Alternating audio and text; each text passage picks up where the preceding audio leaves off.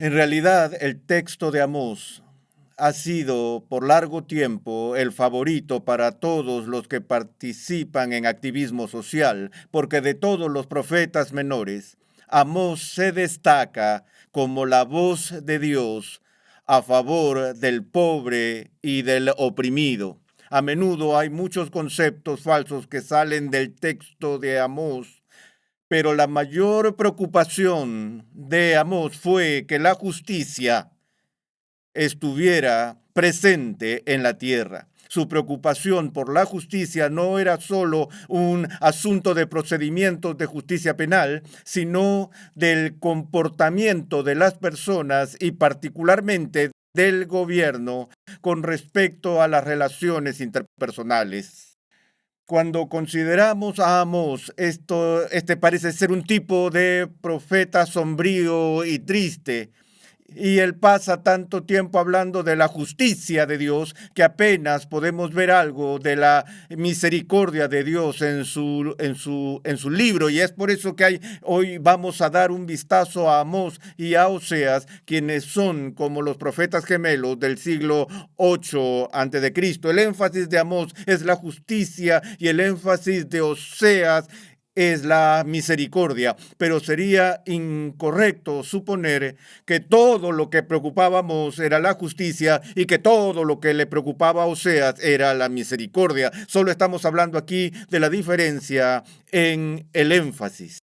En el libro de Amós, al principio del capítulo 1, leemos esta declaración.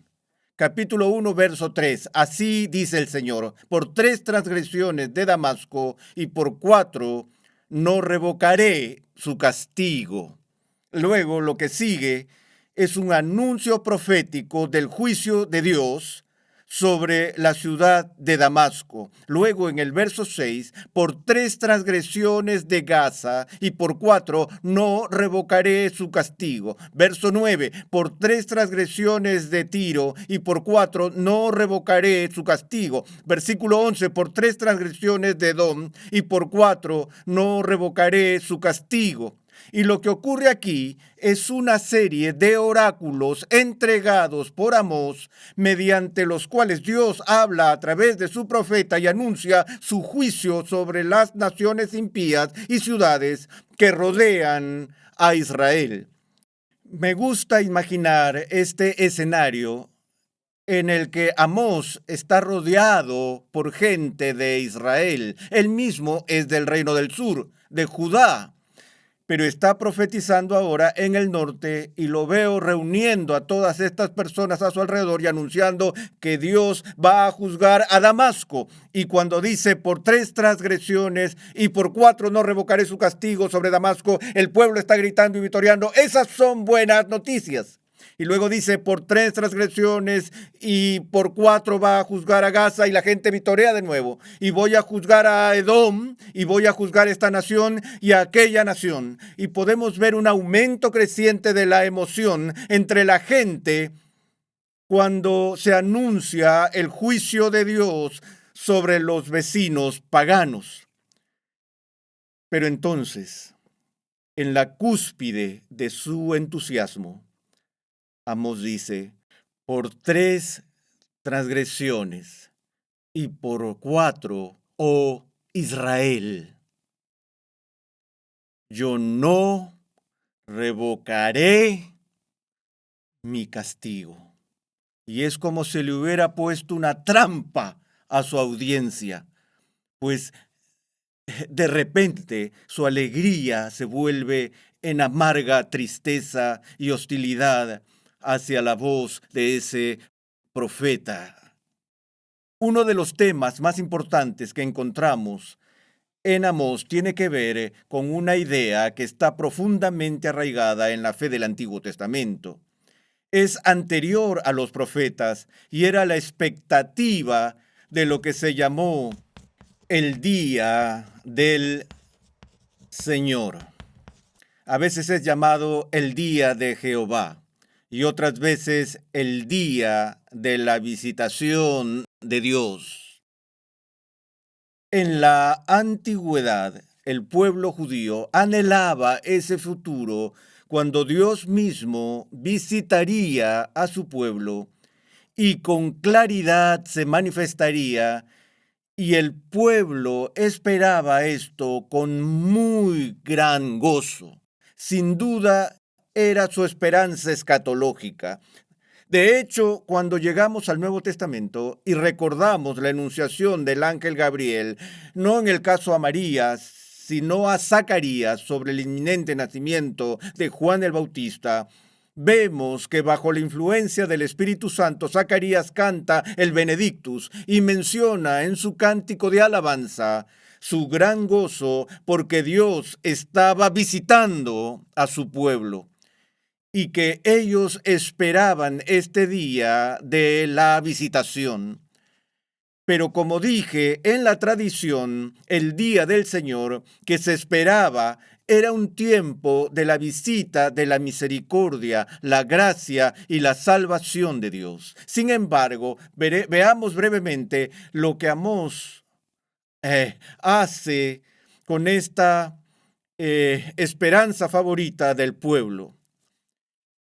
En el capítulo 5, verso 16, Amós dice: Por tanto, así dice el Señor, Dios de los ejércitos, en todas las plazas hay llanto, y en todas las calles dicen, ¡ay!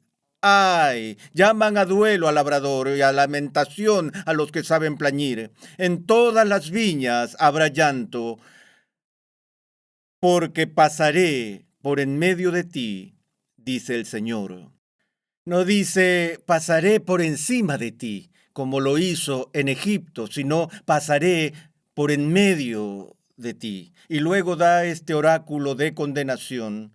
¡Ay de los que ansían el día del Señor!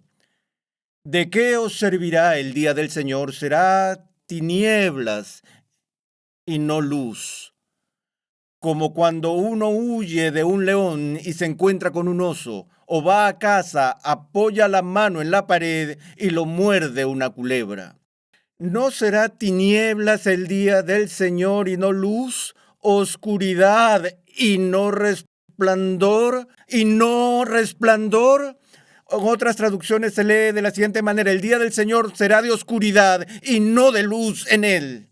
Esta es la presentación más pesimista del concepto del día del Señor que encontramos en todo el Antiguo Testamento. Pues Amós dijo: ay de ustedes que esperan impacientes y desean el día de la visita del Señor, porque lo que esperan con anticipación gozosa va a ser una tremenda sorpresa para ustedes. Serán como aquellos que huyen de un león y justo cuando piensan que han escapado del león, se encuentran de frente con un oso y escapan del oso y regresan a toda prisa a la seguridad y refugio de su casa, corren dentro de la casa, cierran la puerta, suspiran de alivio, apoyan su mano en la pared y una serpiente venenosa los muerde. Esa es la imagen que usa Amós para estas personas. Y ahora está hablando del juicio venidero sobre Jerusalén. Ahora veremos en unos momentos que Oseas suaviza la idea del juicio que está asociada con el día del Señor y ofrece una esperanza futura para el remanente de Israel, para quien el día del Señor será una bendición. Y si seguimos este tema a través de los profetas Isaías, Sofonías, por ejemplo, Joel, y en el Nuevo Testamento, veremos que el día del Señor se vuelve un concepto que es muy importante para la teología bíblica, que es una espada de doble filo. Para aquellos que no están preparados para la venida del Señor, es un día de oscuridad, sin luz. Pero para aquellos que están esperando ansiosamente su llegada y su aparición, para ellos es un tiempo de bendición sin igual y de gracia. En el Nuevo Testamento, la encarnación de Jesús se describe de varias formas por el término visitación.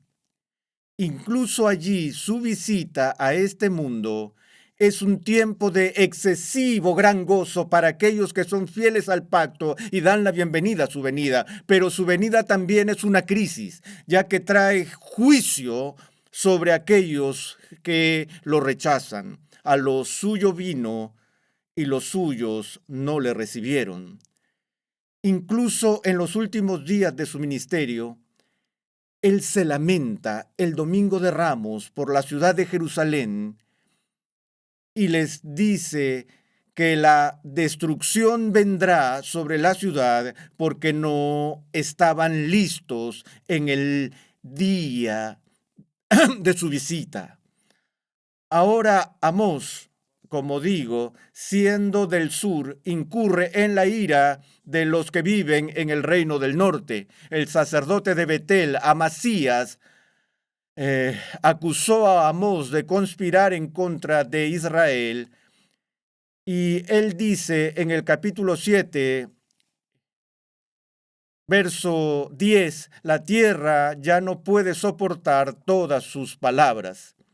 Y en el versículo 12 dice Amasías a Amós: vete, vidente, o tú, profeta, huye a la tierra de Judá, come allí pan y allí profetiza, pero en Betel no vuelvas a profetizar más, porque es santuario del rey y residencia real. Y Amós responde a Amasías con algunas palabras extrañas, pero creo que son importantes para entender este libro. Amós respondió y dijo: yo no soy profeta, ni hijo de profeta, sino que soy boyero y cultivador de sicómoros. Pero el Señor me tomó cuando pastoreaba el rebaño y me dijo, ve, profetiza a mi pueblo Israel. Lo que está pasando aquí es que Amós niega que sea un profeta. Sin embargo, aquí lo tenemos, célebre como uno de los profetas canónicos más importantes del Antiguo Testamento. ¿Por qué le anunciaría públicamente al sacerdote de Betel que él no era un profeta? Yo no soy profeta, ni hijo de profeta. Bueno, la palabra que Amós usa aquí en hebreo es la palabra Navi. Y Navi hizo referencia a eso. Es por eso que la versión que leí hace un rato lo traduce vidente. En Israel había, además de los profetas canónicos, los que fueron carismáticamente dotados por Dios para ser agentes de la revelación divina, para ser sus voceros ante la nación, también había profetas profesionales, profetas institucionales, profetas del culto que eran contratados. Y cuando Amasías rechaza a Amós, le está diciendo que él es un vidente ordinario de culto profesional.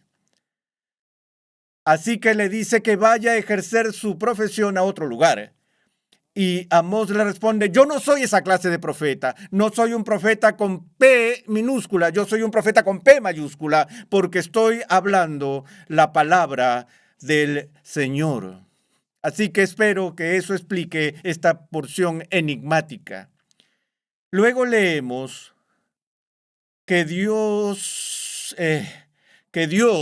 va a traer juicio sobre el pueblo, y él dice anteriormente en el capítulo 7, Dios mostró a Amós una plomada, y el Señor dijo: he aquí pondré una plomada en medio de mi pueblo Israel.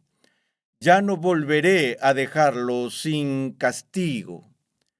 Esta plomada es una de varias visiones. Está la visión del fuego, está la visión de la cesta de fruta de verano y otras, que ilustra una cosa común que encontramos en los profetas. Los profetas son conocidos por dar ejemplos prácticos, por patrones extraños de comportamiento que muestran la verdad de Dios, como corriendo por las calles desnudo, o Ezequiel acostado de lado durante muchos meses, y en este caso teniendo visiones que tienen un significado simbólico para la gente que comunica la palabra de Dios. Y todas estas visiones que encontramos en los capítulos 7 y 8 tienen que ver con las visiones del juicio venidero de Dios sobre el pueblo.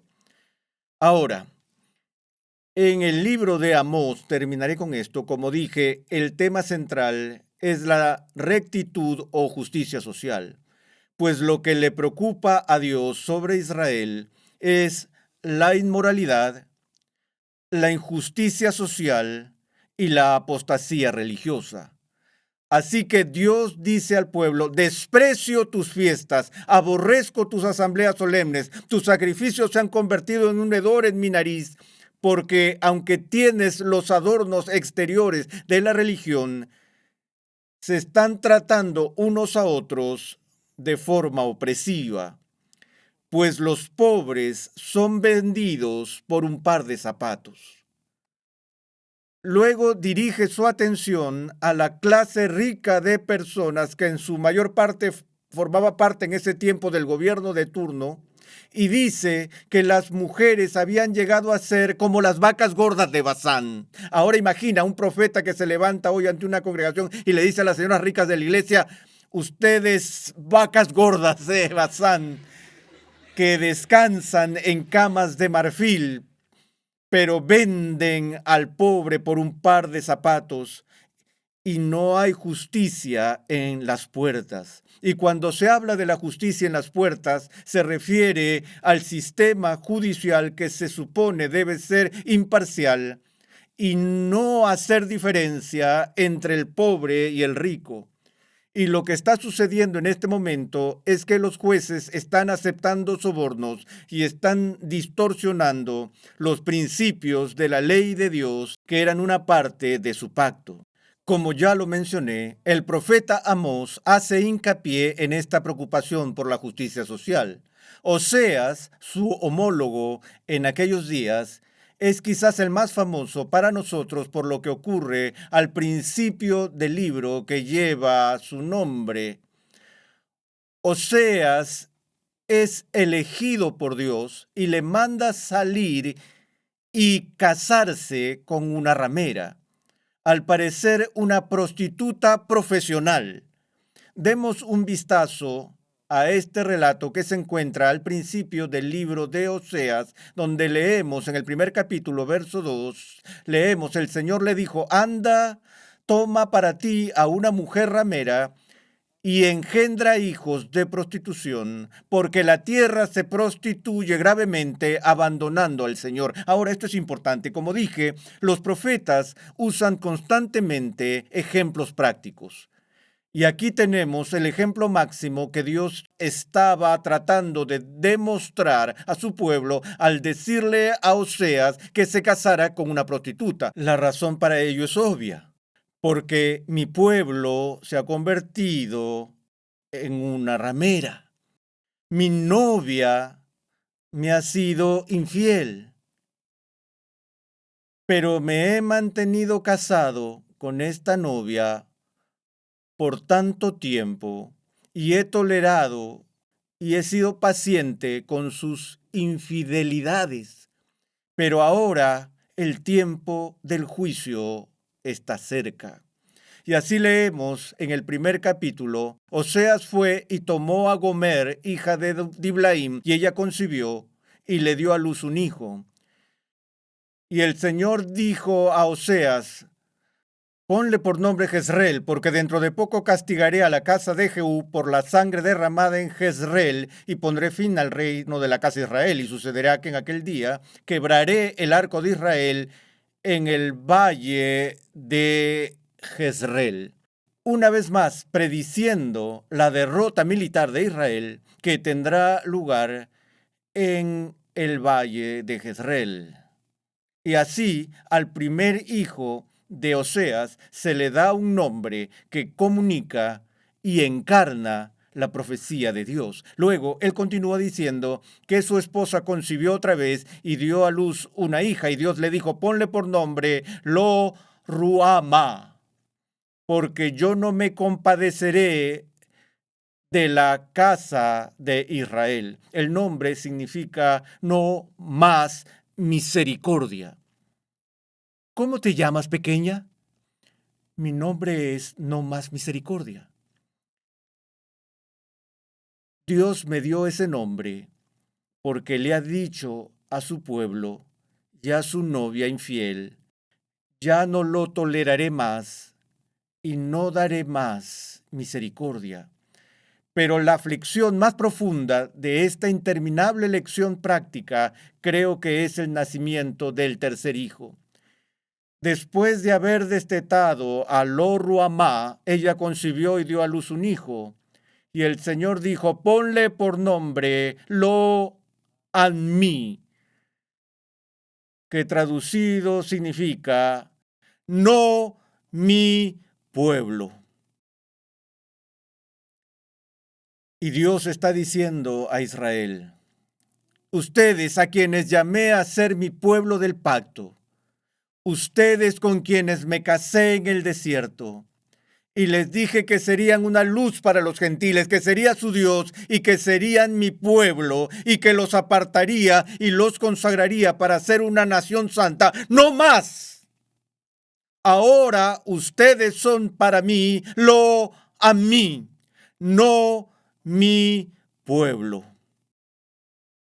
Es fascinante en el Nuevo Testamento cuando el apóstol habla del injerto de los gentiles como nosotros en la iglesia y en el reino de Dios. Se dice de nosotros que Dios tomó un pueblo que no era su pueblo y nos hizo su pueblo. Pero eso no significa que el rechazo de Dios a su pueblo del pacto en este punto de la historia fuera total o definitivo. Como dije, Oseas es el profeta de la esperanza y de la misericordia. Hasta ahora ha habido muy poca esperanza y muy poca misericordia en este texto. En el capítulo 2, Dios ordena a Oseas que se divorcie de Gomer. De nuevo, para simbolizar la sentencia de Dios de divorcio contra Israel.